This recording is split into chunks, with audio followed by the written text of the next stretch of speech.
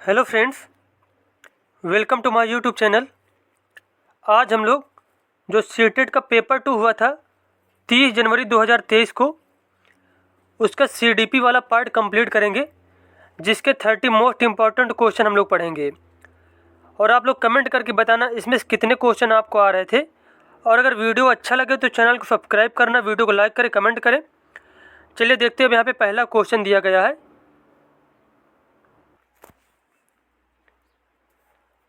अब यहाँ पे पहला क्वेश्चन पूछा गया है, विकास एक प्रक्रिया है जिसकी शुरुआत के समय में होती है।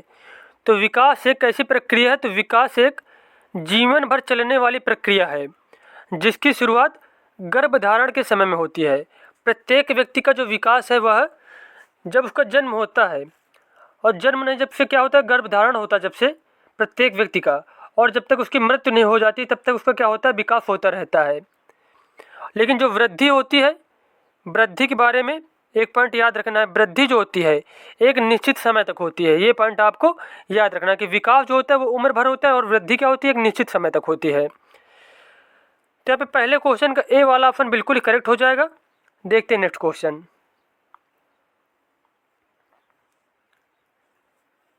अब यहाँ पे दूसरा क्वेश्चन दिया गया है, गेंद को पकड़ने के लिए सीखने से पहले एक बच्चे में कुछ गतिक परिपक्वता होनी चाहिए। तो बिल्कुल ही सही दिया गया है कि कोई बच्चा अगर गेंद को पकड़ने के लिए पकड़ना चाहता है या फिर उसको पकड़ने के लिए सीखना चाहता है, तो उसमें क्या थोड़ी गतिक परिपक्वता होनी चाहिए, मतलब थोड़ा चलना फिरना उसको आना चाहिए अच्छे से। सीखना विकास पर निर्भर है। तो ये जो तर्क दिया गया है ये भी बिल्कुल यहाँ पे सही दिया गया है, और यहाँ पे जो कथन दिया गया है दोनों बिल्कुल ही करेक्ट दिए गए हैं यहाँ पे। तो इस क्वेश्चन को जो पहला ऑप्शन है ए और आर दोनों सही हैं, और आर सही व्याख्या करता है ए की। तो यहाँ पे पहला ही ऑप्शन बिल्कुल ही करेक्ट हो जाएगा।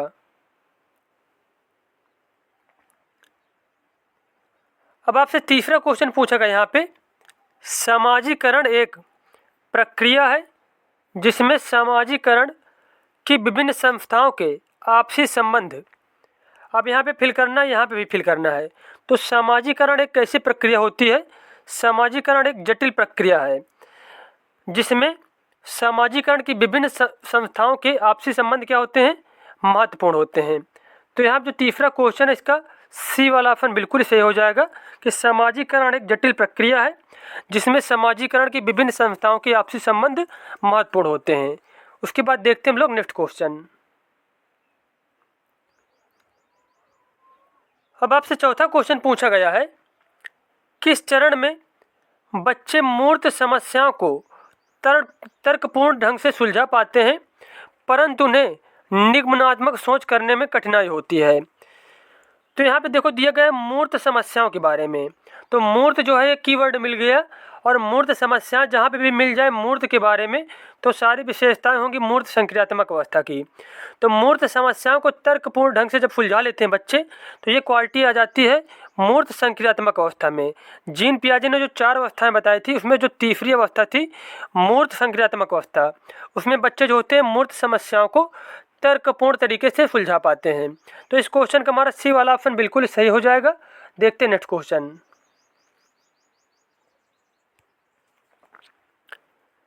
अब यहाँ पे पांचवा क्वेश्चन दिया गया है, जीन पियाजे के अनुसार बच्चों में अर्थपूर्ण अधिगम किस प्रक्रिया में होता है? बच्चों में अर्थपूर्ण अधिगम किस प्रक्रिया में होता है? तो इस क्वेश्चन का आंसर हो जाएगा खुद से आरंभ की गई गतिविधियां वो खोज में। जब बच्चे कोई कार्य खुद से करते हैं या खोज खुद से करते हैं तो उनमें क्या होता है, अर्थपूर्ण अधिगम होता है। तो यहाँ पे डी वाला ऑप्शन बिल्कुल करेक्ट है। देखते हैं नेक्स्ट क्वेश्चन।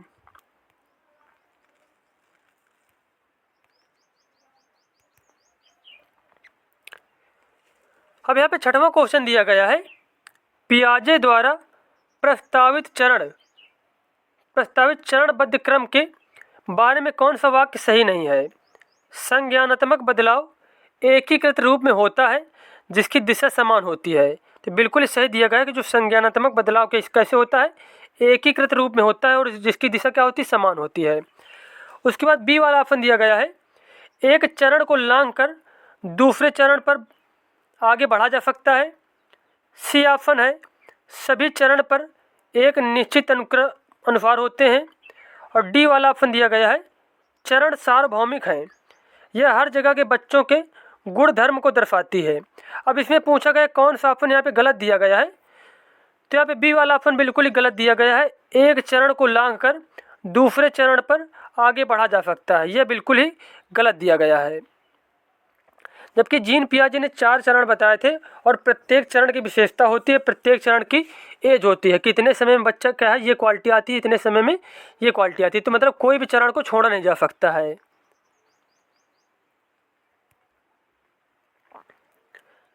अब यहाँ पे 7 नंबर क्वेश्चन पूछा गया है, कोहलबर्ग के अनुसार नैतिक विकास के पूर्व पारंपरिक स्तर की क्या विशेषता है। तो पूर्व पारंपरिक स्तर की विशेषता ये होती है कि व्यक्ति जो होता है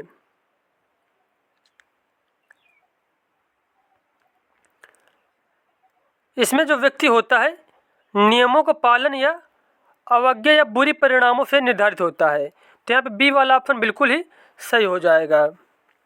अब देखो पूर्व पारंपरिक स्तर में जैसे क्या होता है कि अगर मतलब जैसे पहली जो अवस्था होती है उसकी जैसे होती है पुरस्कार व दंड की अवस्था।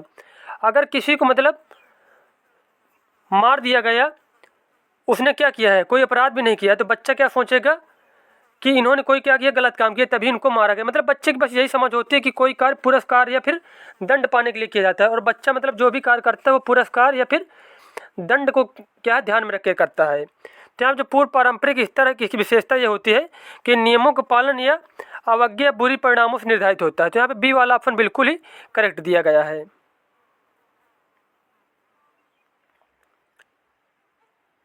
अब आपसे 8 नंबर क्वेश्चन पूछा गया है, लेव वाइगोत्स्की के अनुसार बच्चों की संज्ञानात्मक क्षमता पर अपने से अधिक योग्य व्यक्तियों के साथ अंतःक्रिया का क्या प्रभाव पड़ता है।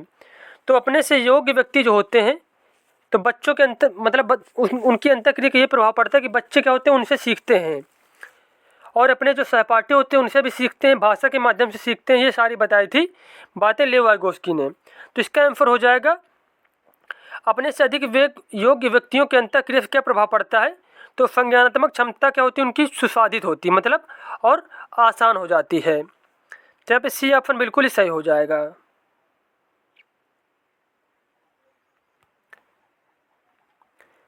अब यहाँ पे 9 नंबर क्वेश्चन पूछा गया है, लेव वाइगोत्स्की के अनुसार सीखने को सामाजिक परिवेश से अलग होकर नहीं देखा जा सकता, क्योंकि जो लेव वाइगोत्स्की ने सीखने में सामाजिक परिवेश जो सामाजिक उपकरण है, जैसे कि जो बच्चे से बड़े लोग हैं, बच्चे के जो फ्रेंड हैं, बच्चे का जो माहौल है, बच्चे खुद से जो बातें करते हैं और बच्चे की जो भाषा है, इन सभी चीज़ों का प्रभाव पड़ता है बच्चे के सीखने पे। तो सीखने को सामाजिक परिवेश से अलग होकर नहीं देखा जा सकता लेव वाइगोत्स्की के अनुसार। तो यहाँ पे इस क्वेश्चन का बी वाला ऑप्शन ही बिल्कुल ही करेक्ट हो जाएगा।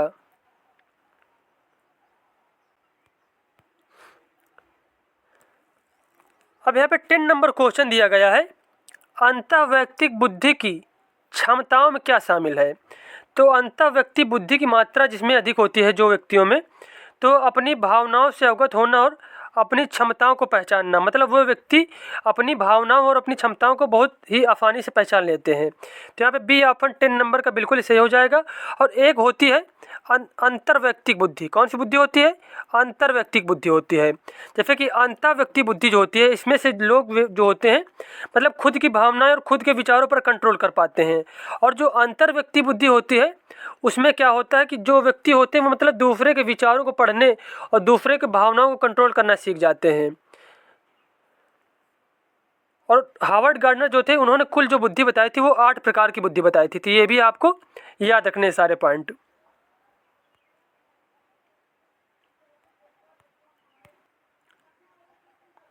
अब यहाँ पे नेक्स्ट क्वेश्चन दिया गया है, एक शहर को डिजाइन करने वाले एक वास्तुकार और एक जटिल चित्र पर काम करने वाले कलाकार में कौन सी बुद्धि अधिक होने की संभावना है। तो एक शहर को डिजाइन करने वाला जो वास्तुकार है और एक जटिल चित्र पर काम करने वाला जो कलाकार है, इनमें से जो बुद्धि पाई जाएगी वो पाई जाएगी स्थानिक बुद्धि। कैसी बुद्धि पाई जाएगी? अब अगला क्वेश्चन यहाँ पे पूछा गया है, एक प्रगतिशील कक्षा कक्ष में पाठचर्या किस प्रकार की होती है। बेहद कठोर व संरक्षित जिसमें बच्चों को कोई स्वायत्ता नहीं हो, तो ये ऑप्शन बिल्कुल ही गलत हो जाएगा। बेहद कठोर व संरक्षित क्या मतलब बहुत ज़्यादा कठोर होनी चाहिए व्यवस्था या फिर पाठचर्या जो है स्कूल की, तो बिल्कुल ही गलत हो जाएगा। उसके बाद बी ऑप्शन दिया गया है, विषयों को खंडित रूप में संगठित करती है जिसमें विषयों का कोई पारस्परिक संबंध ना हो। ये भी ऑप्शन बिल्कुल ही गलत दिया गया है। उसके बाद प्रगतिशील कक्षा कक्ष में पाठचर्या किस प्रकार की होनी चाहिए। अब यहाँ पे सी ऑप्शन दिया गया है, बच्चों की रुचियों व क्षमताओं के अनुरूप संगठित की जाती है। तो यहाँ पे सी ऑप्शन बिल्कुल करेक्ट दिया गया है कि एक जो प्रगतिशील कक्षा होती है उसमें पाठचर्या किस प्रकार की होनी चाहिए, बच्चों के अनुरूप होनी चाहिए। बच्चे जिस प्रकार में रुचि लें, जिस तरीके पढ़ने चीज़ें रुचि लें और जिस प्रक्रिया में रुचि लें, उस प्रकार के बच्चों को पढ़ाया जाना चाहिए और उनकी क्षमताओं के अनुरूप पढ़ाया जाना चाहिए। जितना मतलब जो बच्चे जो हैं वो मतलब कैपेबल हों, जितना वो उस चीज़ को क्या कर सकें, ग्रहण कर सकें। तो यहाँ पे सी ऑप्शन बिल्कुल ही करेक्ट हो जाएगा। देखते हैं नेक्स्ट क्वेश्चन।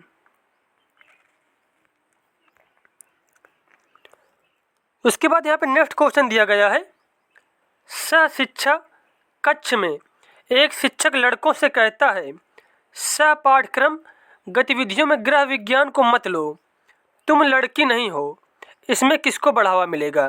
तो ये शिक्षक जो ये कथन बोल रहा है कि तुम लड़की नहीं हो, गृह विज्ञान मत लो, इसमें बढ़ावा मिलेगा जेंडर रूढ़िवादिता का। किसका बढ़ावा मिलेगा, जेंडर रूढ़िवादिता को। अब देखो इसको ऐसे समझते हैं हम लोग, जेंडर रूढ़िवादिता के जो कथन होते हैं, मतलब जैसे कि मेल फीमेल दो क्या होते हैं, जेंडर होते हैं, उसमें से अगर किसी एक पक्ष की बात की जा रही है, जैसे कि लड़कियों की क्या है जो राइटिंग होती ज़्यादा अच्छी होती है, लड़कों की राइटिंग कम अच्छी होती है, या फिर लड़के ज़्यादा मैथ में होशियार होते हैं, लड़कियां जो है मैथ में कमज़ोर होती हैं।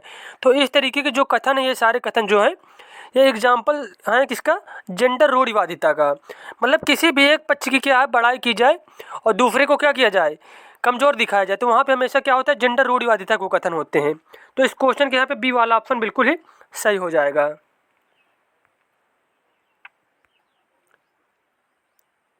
उसके बाद अगला क्वेश्चन पूछा गया आपसे, एक छात्र की वैचारिक स्पष्टता का आकलन प्रभावी ढंग से किस प्रकार किया जा सकता है। एक छात्र की जो वैचारिक स्पष्टता का आकलन किस प्रकार किया जा सकता है, छात्र को परिभाषा पढ़ने के लिए कहकर, विद्यार्थी को दैनिक जीवन में अवधारणा के अनुप्रयोग के बारे में सोचने के लिए कहकर, छात्र को बोर्ड से कॉपी करने के लिए कहकर, छात्र को दूसरे छात्र की प्रतिक्रिया याद रखने के लिए कहकर। तो देखो याद रखने की बात जहाँ पे भी आए तो बिल्कुल गलत ऑप्शन हो जाएगा वो यहाँ वहाँ पे। उसके बाद कॉपी करके नकल करके किसी को मतलब किसी को नकल करके अपनी प्रतिक्रिया करना, ये भी क्या हो जाएगा, बिल्कुल गलत हो जाएगा। और ए ऑप्शन दिया गया परिभाषा पढ़ने के लिए कहकर उसका आकलन नहीं किया जा सकता, तो ये भी ऑप्शन बिल्कुल ही गलत दिया गया है। तो यहाँ पे 14 नंबर क्वेश्चन का यहाँ पे बी वाला ऑप्शन बिल्कुल ही सही हो जाएगा कि वैचारिक स्पष्टता का आकलन अगर करना किसी शिक्षक को, किसी बच्चे का, तो विद्यार्थियों को दैनिक जीवन में अवधारणा के अनुप्रयोग के बारे में सोचने के लिए कहकर यह किया जा सकता है। तो यहाँ पे 14 का बी वाला ऑप्शन बिल्कुल ही सही हो जाएगा। देखते हैं नेक्स्ट क्वेश्चन।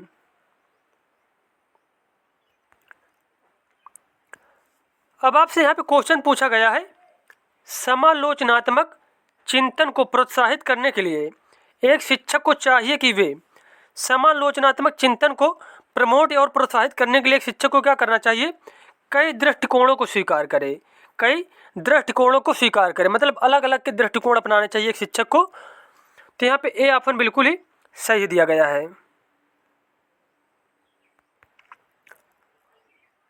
अब आपसे 16 नंबर क्वेश्चन पूछा गया है, एक दर्शन और व्यवहार के रूप में समावेश विविधता के संदर्भ में स्थित है जिसमें शामिल है। मतलब एक और दर्शन जो है और व्यवहार के रूप में समावेश विविधता के संदर्भ में कौन कौन सी चीज़ें शामिल है, भाषाई विविधता, लिंग विविधता, सामाजिक सांस्कृतिक विविधता, योग्यता और विकलांगता। तो ये सभी चीज़ें जो हैं दर्शन और व्यवहार के रूप में विविधता के संदर्भ में शामिल होती हैं। तो इस क्वेश्चन का डी ऑप्शन सही हो जाएगा, ए बी सी डी।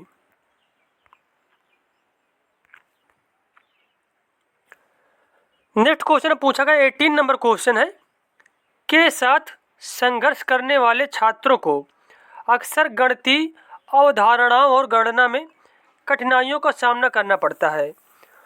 तो मतलब यहाँ पे पूछा गया कौन सा विकार जब बच्चों में होता है तो उनको गणितीय अवधारणाओं और गणना करने में कठिनाई होती है, तो वो होता है डिसकैलकुलिया।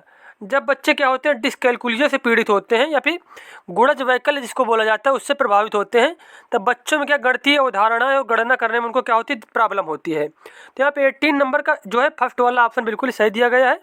देखते हैं नेक्स्ट क्वेश्चन।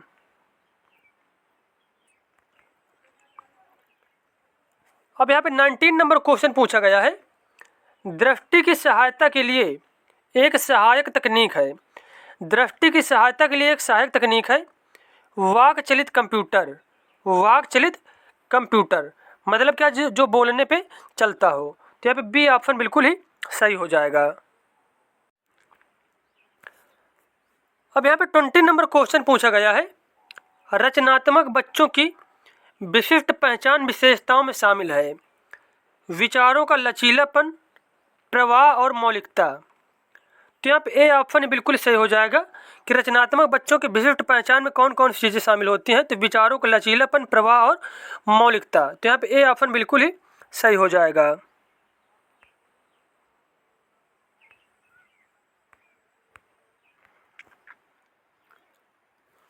अब अगला क्वेश्चन यहाँ पे पूछा गया है, राष्ट्रीय शिक्षा नीति 2020 जैसी शिक्षा की समकालीन नीतियाँ बच्चों में कौन से कौशल विकसित करने का प्रस्ताव करती हैं। तो राष्ट्रीय शिक्षा नीति 2020 जैसी जो शिक्षा की समकालीन नीतियाँ हैं वह बच्चों में समालोचनात्मक चिंतन का विकास करती हैं। क्या करती हैं? समालोचनात्मक चिंतन का विकास करती हैं।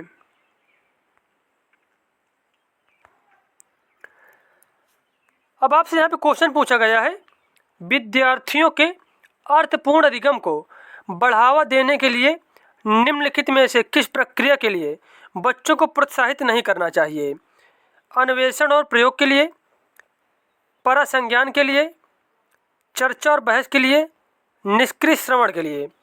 तो यहाँ पे पूछा गया है कि अर्थपूर्ण अधिगम को बढ़ावा देने के लिए किस प्रक्रिया के लिए बच्चों को प्रोत्साहित नहीं करना चाहिए? तो निष्क्रिय श्रवण के लिए जो है बच्चों को प्रोत्साहित नहीं किया जाना चाहिए। तो यहाँ पे डी वाला ऑप्शन बिल्कुल गलत दिया गया है। देखते हैं नेक्स्ट क्वेश्चन।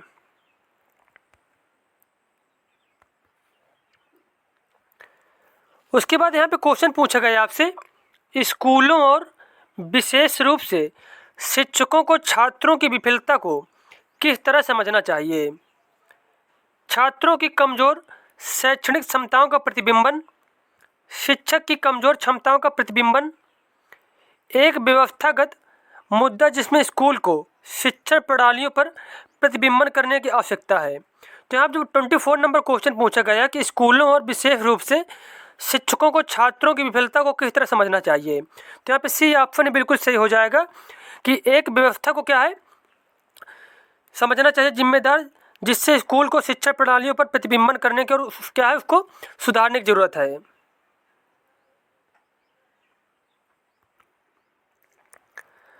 अब यहाँ पे 25 नंबर क्वेश्चन पूछा गया है, बच्चे सहन सिद्धांत या वैकल्पिक अवधारणाएं बनाते हैं क्योंकि उनकी सोच बड़ों से काफ़ी नीच होती है। बिल्कुल ही गलत दिया गया है कि बच्चे जो होते हैं सहन सिद्धांत और जो वैकल्पिक अवधारणाएं बनाते हैं वे कोरी पट्टी है, ये भी बिल्कुल गलत है। वे सोच वाले प्राणी हैं जो दुनिया के साथ बातचीत करके ज्ञान का निर्माण कर रहे हैं। तो इसका ऑप्शन सी वाला बिल्कुल ही सही दिया गया है कि बच्चे सहन सिद्धांत और वैकल्पिक अवधारणा इसलिए बनाते हैं क्योंकि वे सोच वाले प्राणी हैं जो दुनिया के साथ बातचीत करके ज्ञान का निर्माण कर रहे हैं। तो यहाँ पे 25 को जो सी नंबर ऑप्शन बिल्कुल ही सही दिया गया है।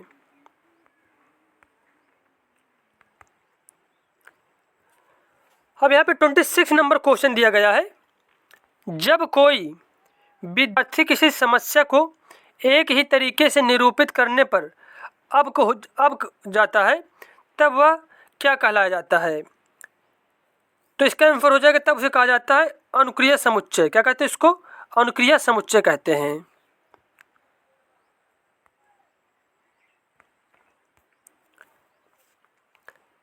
अब यहाँ पे 27 नंबर क्वेश्चन दिया गया है। अब यहाँ पे कथन है, समस्या समाधान पढ़ाते समय शिक्षकों को चाहिए कि वे बच्चों को अपनी सोच के बारे में सोचने और सीखने के तरीके पर ध्यान केंद्रित करने के लिए हतोत्साहित करें। तो ये कथन क्या है? बिल्कुल गलत हो जाएगा। बच्चे को जो सोचने और सीखने के तरीके उसमें शिक्षक को क्या करना चाहिए, उसको प्रमोट करना चाहिए, जबकि उन्हें हतोत्साहित नहीं करना चाहिए। तो ये कथन तो बिल्कुल ही गलत दिया गया है यहाँ पे। उसके बाद तर्क जो यहाँ पे है, संज्ञानात्मक क्षमताओं का विकास समस्या समाधान में बाधा डालता है। तो ये भी बिल्कुल गलत दिया गया है कि संज्ञानात्मक क्षमताओं का जो विकास होता है तो समस्या समाधान में बाधा नहीं डालता, जबकि क्या करता है, समस्या को समाधान करने में हेल्प करता है। तो यहाँ पे कथन ए और तर्क आर जो है दोनों ही गलत दिए गए हैं। तो इस क्वेश्चन का जो ऑप्शन डी वाला है बिल्कुल ही सही हो जाएगा। अब यहाँ पे जो डी ऑप्शन दिया गया है, बोथ ए और आर दोनों ही यहाँ पे गलत दिए गए हैं।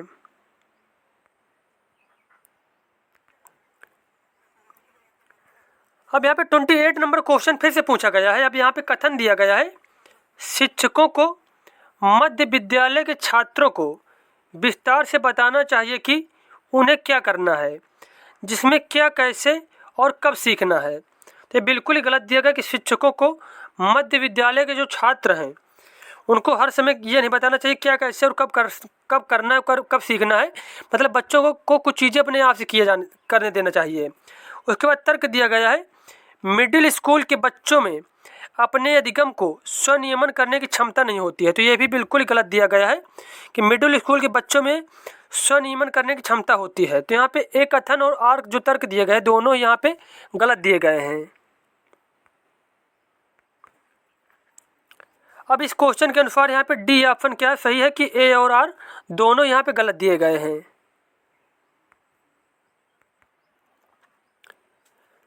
अब यहाँ पे 29 नंबर क्वेश्चन पूछा गया है, योग्यता को और असफलता को रूप में सोचना छात्रों को अधिक प्रयास करके अधिक मेहनत करने के लिए प्रेरित करता है। तो यहाँ पे फिल करना, यहाँ पे भरना है जो डैश दिए गए हैं दोनों, कि योग्यता को वृद्धिशील और असफलता को सीखने का अवसर रूप में सोचना छात्रों को अधिक प्रयास करके अधिक मेहनत करने के लिए प्रेरित करता है। तो यहाँ पे 29 नंबर का डी वाला ऑप्शन बिल्कुल ही सही हो जाएगा। अब यहाँ पे 30 नंबर क्वेश्चन और लास्ट क्वेश्चन पूछा गया है, निम्नलिखित में से कौन सा कारक सीखने को प्रभावित करता है।